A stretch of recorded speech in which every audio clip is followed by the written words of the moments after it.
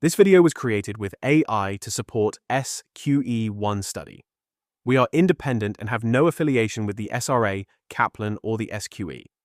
We do not share exam content, and our videos are for informational purposes only and should not be used as legal advice. Please check and refer to primary legal sources and recommended prep guides as you study. All right, welcome. If you're getting ready for your SQE1 exams, you are in exactly the right place. We're about to tackle one of the trickiest parts of contract law, figuring out the difference between a pre-contractual representation and an actual contractual term. You know, if you can get this down, you'll be in fantastic shape for those problem questions. Okay, let's just jump right in with a scenario you've probably thought about before. So you're buying a used car. The seller tells you, oh, it's a brilliant runner, never been in an accident. Sounds good, right? You buy it, a week later, the engine's making a horrible noise. So was that statement, never been in an accident, a binding promise that's now been broken, or was it just, a bit of sales talk? This is the core of what you'll be tested on. In English law, not all statements made before a contract is signed are treated the same. The courts have a pretty clear system for sorting them out. And honestly, understanding this is so important because which category a statement falls into decides what you can actually do about it if it turns out to be false. It determines your remedy. So think of it like this. There's basically a 3-level hierarchy. Every single statement made during negotiations is going to fall into one of these 3 boxes. It's either what we call a mere puff, a representation, or a term. Let's quickly go through what each of those means. First up, at the very bottom, we have mere puff. This is your classic over-the-top advertising hype. The best burger in the world, or this drink will give you wings. No reasonable person actually takes these things literally, so the law doesn't either. They carry absolutely no legal weight. None. Okay, one step up the ladder, we get to a representation.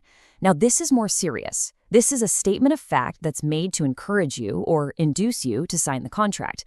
But here's the key thing. It's not actually considered part of the contract itself. So if it's false, you can't sue for breach of contract, but you have a different route, an action for misrepresentation. And finally, at the very top, we have a term. This is the big one. This is a promise that's so important, it's basically woven into the fabric of the contract. It's a binding promise. And if a term is broken, well, that's a breach of contract, plain and simple. And that gives you access to the strongest legal remedies, like damages. So here's the million-dollar question for your exam. How on earth do the courts tell the difference between a representation and a term? Well, they don't try to be mind readers. Instead, they look at the whole situation objectively, from the outside in, and they use a handy 5-point toolkit to figure out what the parties probably intended. Let's get that toolkit into your hands. Our very first tool is the timing test. And this one's pretty straightforward. It's all about how much time passed between the statement being made and the final contract being signed. It's a really simple but often very telling indicator. Let's look at Routledge v. McKay. Here, a seller said a motorcycle was a 1942 model. But the actual written contract was only signed a full week later, and it didn't mention the year at all. The court looked at that and said that the long time gap suggests the statement was just a representation, not a core term of the deal. So, the basic rule of thumb is, the longer the gap, the more likely it's just a representation. Okay, on to our second tool, the knowledge test. This one is all about the balance of power and expertise in the room. The court asks a simple question. Who was the expert here, and who was the novice? The answer can change everything. So just think about it like this. If someone with no special knowledge makes a statement to an expert, the courts are probably going to say it's just a representation. But if an expert makes a statement to a regular person, the tables turn, and it's much more likely to be seen as a binding term. We've got 2 brilliant cases that show this perfectly. So first, in Oscar Chess, you have a private seller, Mr. Williams, who sells his car to a dealership. He says it's a 1948 model, just based on what the logbook says. Turns out it was older. The court said this was a representation. And why? Because Williams was just a regular guy. But the buyers, they were professional car dealers. They were the experts, and they were in a much better position to know the car's true age. But now, let's flip the script completely with Dick Bentley.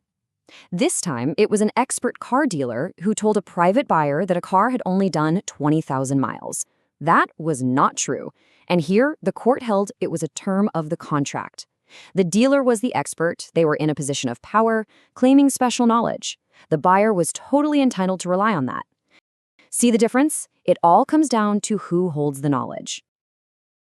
Tool number 3 for our kit is the importance test. With this one, we're asking, just how crucial was this statement to the person hearing it? Did they make it really, really clear that the entire deal depended on this one thing being true? Bannerman v. White is the classic case for this. A guy was buying hops, and he asked if they'd been treated with sulfur. And he made it crystal clear. He said, and I'm paraphrasing, "If they have been, I don't even want to know the price. I'm out." He couldn't have been clearer about how important it was. So when the seller said they hadn't, that assurance became a term. So, takeaway, if a buyer says a statement is a deal breaker, it's almost certainly going to be a term.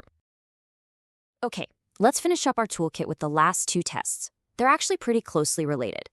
They look at whether the contract was put down in writing and whether one of the parties basically stuck their neck out and took responsibility for what they were saying. So the 4th test involves something called the parole evidence rule. The basic idea is that if you've gone to all the effort of creating a formal written contract, the court starts with the assumption that that document contains the entire deal. Any verbal chats you had before that didn't make it into the final written version, they're probably just representations. It's a strong starting point for the court. And that brings us perfectly to our 5th and final tool, assumption of responsibility. Now just listen to this quote from a real case. "You need not look for anything. The horse is perfectly sound." Imagine a seller saying that to you. They are literally telling you to stop checking for yourself and to just trust them completely. And this is exactly what went down in Schwavel v. Reed. The buyer was in the middle of inspecting a horse, and the seller stops him and makes that powerful statement. By doing that, the seller took on full responsibility for the horse's condition. He was essentially saying, "Don't bother checking, I guarantee it." And the court had no problem finding that this was a binding contractual term. All right, you've got the 5-point toolkit. You know the tests. So let's put it into practice with a quick problem. This is your chance to see if you can apply what we've just covered. Ready? Okay, take a moment to read this one. A woman selling her boat. She says it's in good condition, but then adds, "I'm no expert, I'd get it surveyed if I were you." The buyer decides not to. So what is her statement? Is it a term? Is it a representation? Think back to our toolkit. What do you think?